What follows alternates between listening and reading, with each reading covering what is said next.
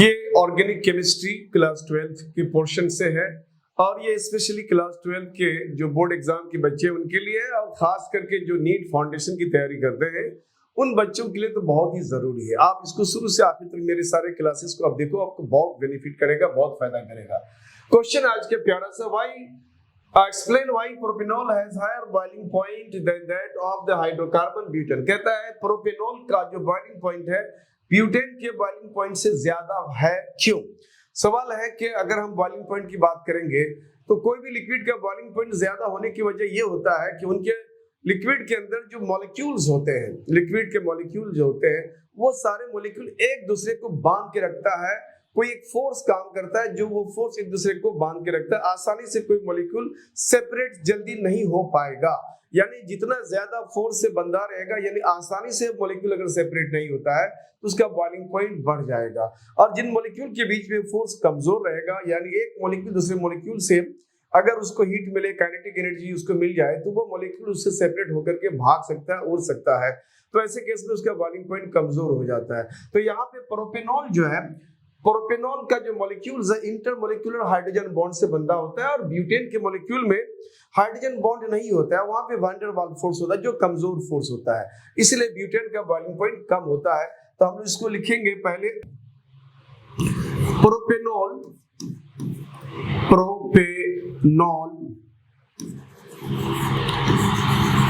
Has inter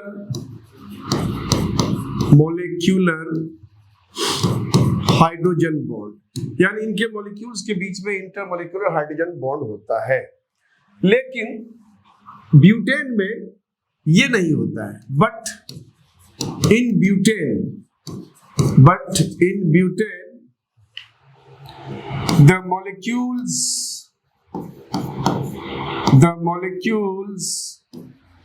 has van der Waals force which is very weak force,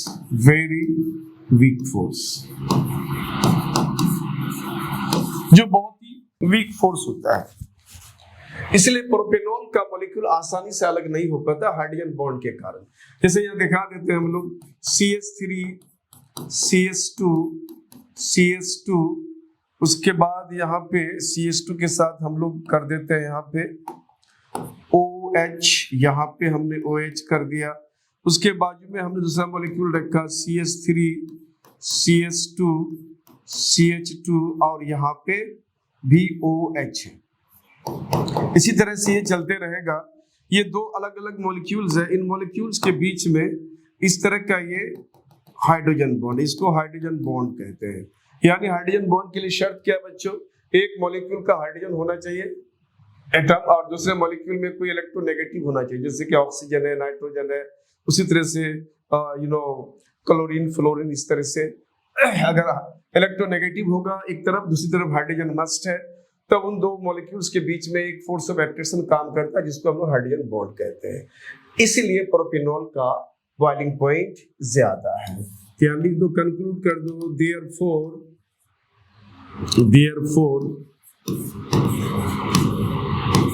boiling point of propanol is higher than that of butane।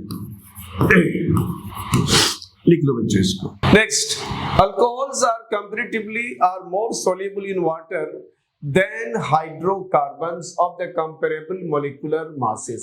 कहता है जो भी alcohols होते हैं comparatively उनके molecular mass के बराबर अगर कोई हाइड्रोकार्बन्स है, जैसे मान लो अल्कोहल, किसी का अल्कोहल का मोलिकुलर मास ले लिया, मान लो 100 ग्राम है, सपोज दैट, तो कह रहा है कि उसी 100 ग्राम के आसपास के मास वाले हाइड्रोकार्बन, एग्जैक्टली तो कोई जरूरी नहीं कि 100 ग्राम का हाइड्रोकार्बन है वो 98 95 101 102, मतलब 100 के आजू बाजू उसके आसपास के मोलिकुलर मास वाला अगर कोई हाइड्रोकार्बन है तो कह रहा है उन दोनों में अल्कोहल बहुत आसानी से इजीली वाटर के अंदर वो सॉल्युबल है हाइड्रोकार्बन इजीली सॉल्युबल नहीं है। तो कह रहे हैं कि ऐसा क्यों होता है, एक्सप्लेन दिस फैक्ट।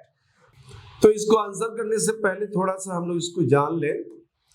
ये जो अल्कोहल्स होता है, अल्कोहल्स में जो अल्कोहलिक ग्रुप होता है बच्चों, ये अल्कोहलिक ग्रुप क्या करता है, वाटर के मॉलिक्यूल के साथ जाकर के वो हाइड्रोजन बॉन्ड का फॉर्मेशन कर लेता है।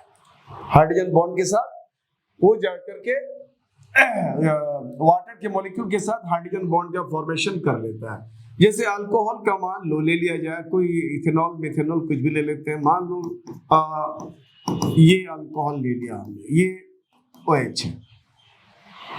अब ये जो है वाटर मॉलिक्यूल्स के साथ, ये वाटर मॉलिक्यूल के साथ, ये वाटर मॉलिक्यूल है, इसके साथ ये इस तरह का हाइड्रोजन बॉन्ड बना लेता है।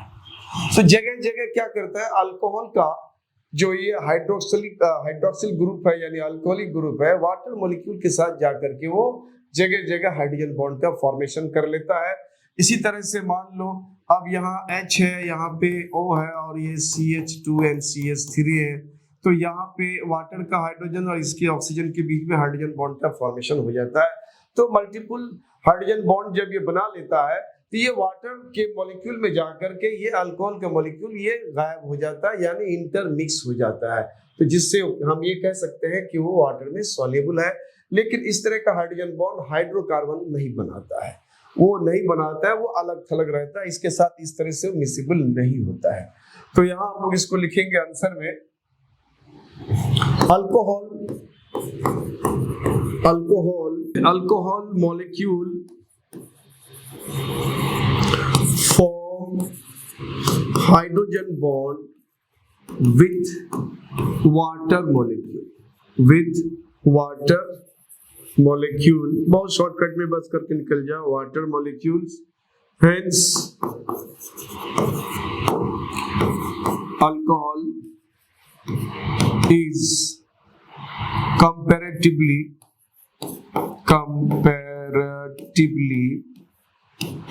more soluble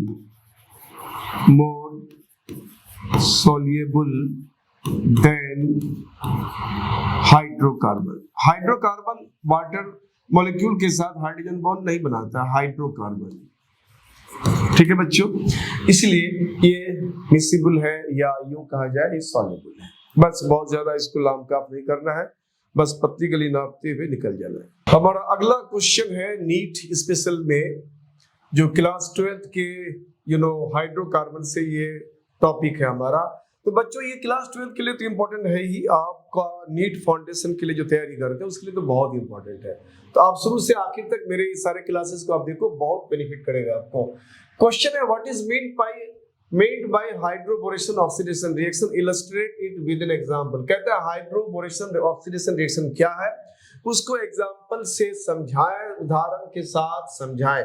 तो सबसे पहले हाइड्रोबोरेशन ऑक्सीडेशन रिएक्शन क्या है, पहले उसको हम लोग जवाब देते हैं, उसको आंसर करते हैं स्टेप्स में। सबसे पहले लिखना है कि ये जो है ये इट इज एंटी मार्कोव-निकोव है, ये एंटी मार्कोव-निकोव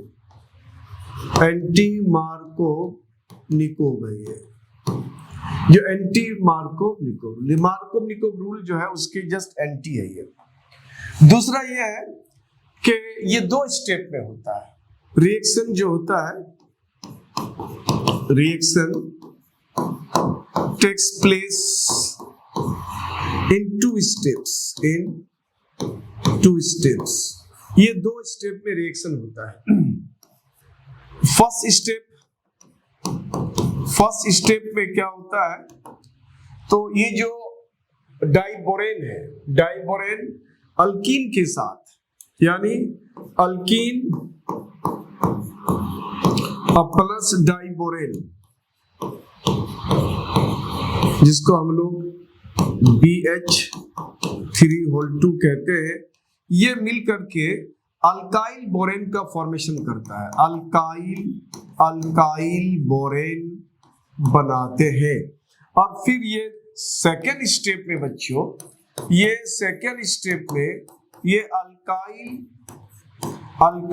बोरेन का जब ऑक्सीडेशन किया जाता है तब फिर ये अल्कोहल बनता है। अल्कोहल बनता है। ये आपका हाइड्रोबोरेशन ऑक्सीडेशन रिएक्शन का एक छोटा सा डेफिनेशन कहा जाए, एक छोटा सा उसको डिफाइन जो इसका इलस्ट्रेशन है वो है। अब ये हमें बताना होगा एग्जाम्पल के साथ, एक एग्जाम्पल हमें देना पड़ेगा। तो चलते हैं हम लोग एग्जाम्पल खोजते हैं, बेहतरीन सा कोई एग्जाम्पल ले लेते हैं, कोई एक अल्कीन ले लेते हैं। तो सबसे बेहतर है कि हम लोग CH3 CH2 ये अल्कीन ले लेते हैं हम लोग, जिसको प्रोपीन कहते हैं हम लोग। अब इसको हम लोग क्या करते हैं, डाइबोरेन के एक एक मॉलिक्यूल इनके साथ रिएक्शन करता है। तो सबसे पहले हम लोग BH3 से रिएक्शन कराते हैं, इसको हम लोग डाइबोरेन कहते हैं, बोरेन कहते हैं। इसमें अगर डबल मॉलिक्यूल दे दिया तो डाइबोरेन हो जाएगा। इसमें होता क्या है, ये बोरोन जो है ना, ये 3 हाइड्रोजन के साथ बॉन्डेड होता है, 3 हाइड्रोजन। इसमें बारी बारी से एक एक हाइड्रोजन अलग अलग होते हुए यहाँ पे जो डबल बॉन्ड होता है ना अल्कीन का, ये डबल बॉन्ड वाले अल्कीन को तोड़ करके एक एक हाइड्रोजन मॉलिक्यूल एटम क्या करता है, उस कार्बन के साथ वो अटैच हो जाता है जिस कार्बन में हाइड्रोजन की संख्या कम है। जैसे यहाँ एक है, इधर के दो तरफ, इधर 2 हाइड्रोजन है, डबल बॉन्ड के आर पार होना चाहिए। तो ये हाइड्रोजन एक मॉलिक्यूल के साथ यहाँ पे आके ऐड हो जाएगा।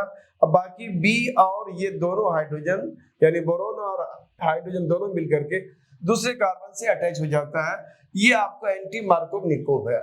मार्कोव-निकोव रूल में क्या होता है, जब ये अल्कीन का डबल बॉन्ड के आजू बाजू इस पर दोनों एक्रॉस जो कार्बन होता है, तो हाइड्रोजन उधर की तरफ अटैच होता है जिसमें ऑलरेडी हाइड्रोजन की संख्या ज्यादा होता है, लेकिन ये उल्टा है इसलिए इधर की तरफ आएगा।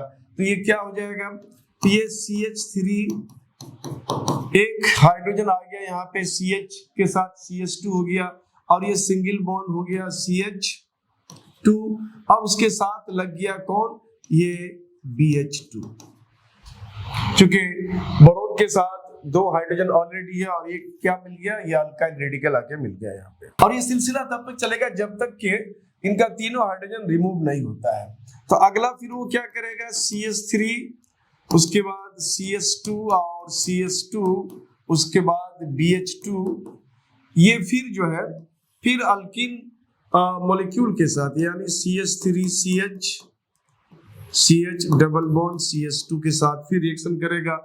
फिर एक हाइड्रोजन यहाँ पे इसको तोड़ करके एक मॉलिक्यूल बना देगा CH3 CH2 CH। तो यहाँ पे CH3 CH2 CH2 ये अब डबल हो गया, ऑलरेडी यहाँ है, एक और मिल जा रहा है तो डबल हो गया, ये डबल हो गया। अब यहाँ पे हाइड्रोजन एक रह गया, 2 था, अब यहाँ पे एक रह गया।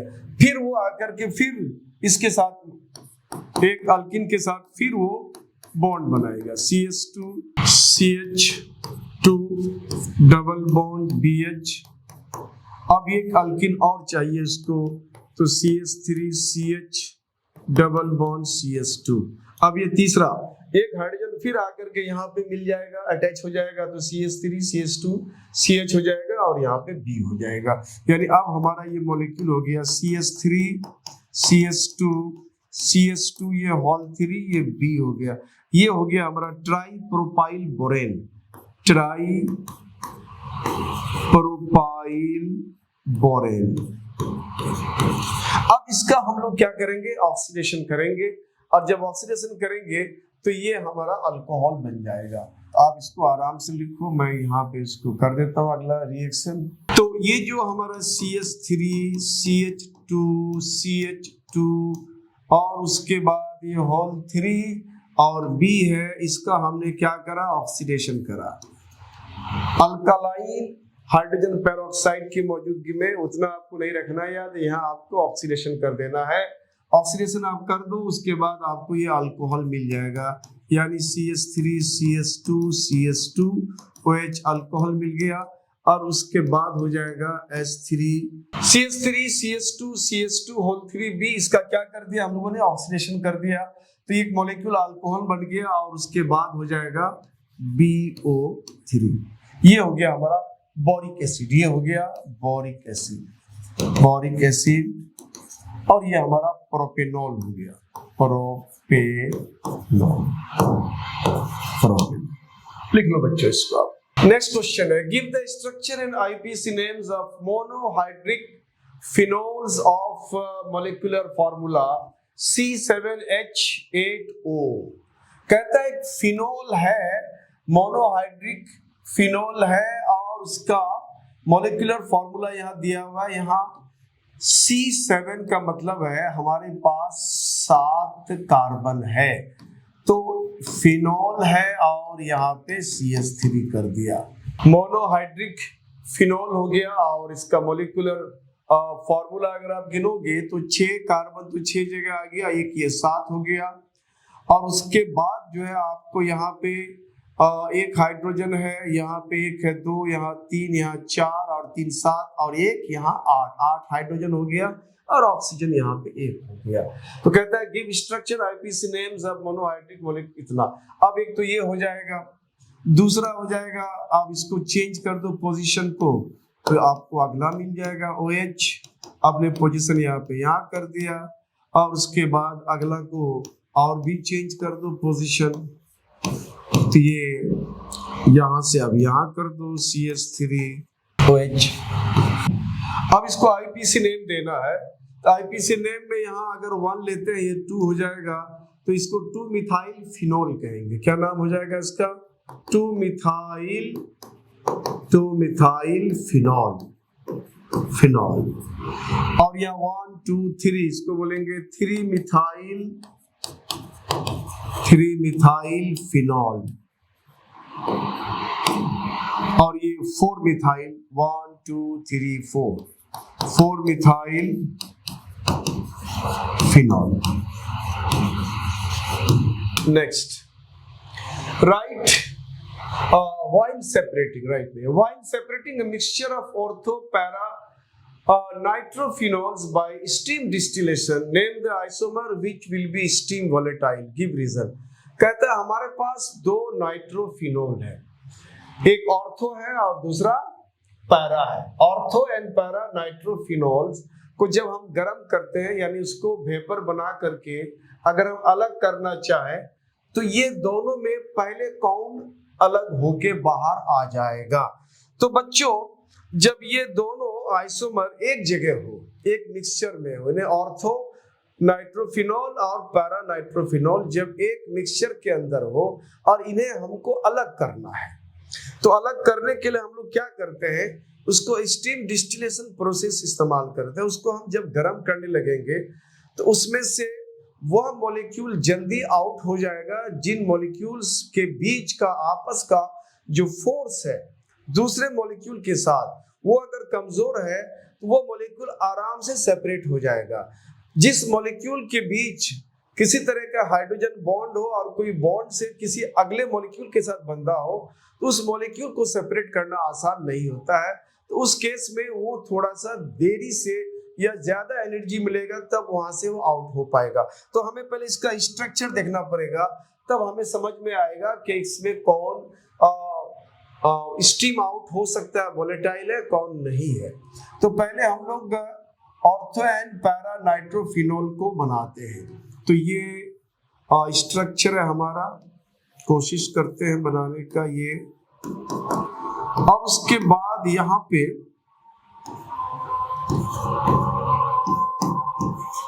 ये वो ऑर्थो, और उसके बाद आता है हमारा पैरा। ये ऑर्थो नाइट्रोफिनोल है और ये पैरा नाइट्रोफिनोल है।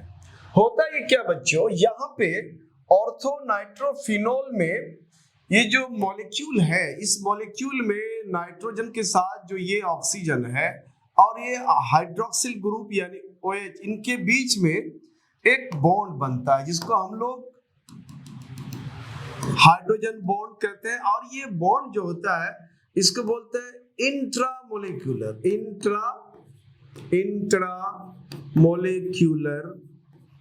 Hydrogen bond. यानी ये हाइड्रोजन बॉन्ड तो बनता है लेकिन अपने ही मॉलिक्यूल में, किसी दूसरे मॉलिक्यूल के साथ नहीं है।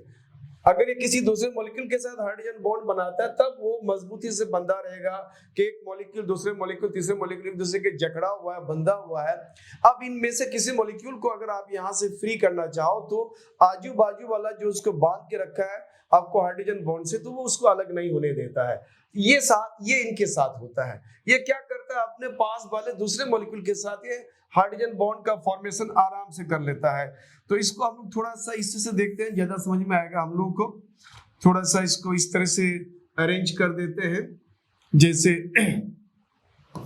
ये हो गया फिनॉल का स्ट्रक्चर OH, और यहाँ पे हमने कर दिया ऑक्सीजन और ये डबल नाइट्रो हो गया। और उसके बाजू में एक मॉलिक्यूल और बना देते हैं हम HO, ये फिनॉल का स्ट्रक्चर हो गया। और यहाँ पे देखो ये दो मॉलिक्यूल है, इन दोनों मॉलिक्यूल के बीच में एक मॉलिक्यूल का ऑक्सीजन और दूसरे मॉलिक्यूल का हाइड्रोजन, इनके बीच में हाइड्रोजन बॉन्ड बनता है। तो डिफरेंट मॉलिक्यूल के बीच में जो हाइड्रोजन बॉन्ड बनता है ना, इसको बोलता है इंटरमॉलिक्यूलर हाइड्रोजन बॉन्ड। तो यहाँ बनता है इंटर मॉलिक्यूलर हाइड्रोजन बॉन्ड, और यहाँ बनता है intramolecular hydrogen bond. Hydrogen bond बना अपने ही मॉलिक्यूल में, किसी दूसरे के साथ वो अटैच करके नहीं बना, किसी दूसरे के साथ बन जाता तो ये मॉलिक्यूल फ्री नहीं होता, आराम से आउट नहीं होता, स्टीम आउट नहीं हो पाता। क्योंकि ये किसी दूसरे से बंधा हुआ नहीं, ये दूसरे से बंधा हुआ है, ये इनके साथ अगला फिर इसके साथ है। इस तरह से किसी मॉलिक्यूल को अगर यहाँ अलग करना चाहेंगे तो कंपैरेटिवली इससे हमें ज्यादा यहाँ एनर्जी लगाना पड़ेगा, ज्यादा हीट देना पड़ेगा, तब जाके यहाँ पे आउट होगा। तो कहता है कि सबसे पहले जब इसको गर्म करने लगेंगे तो पहले ये आउट हो जाएगा, ये स्टीम आउट हो जाएगा, ये लेट से होगा।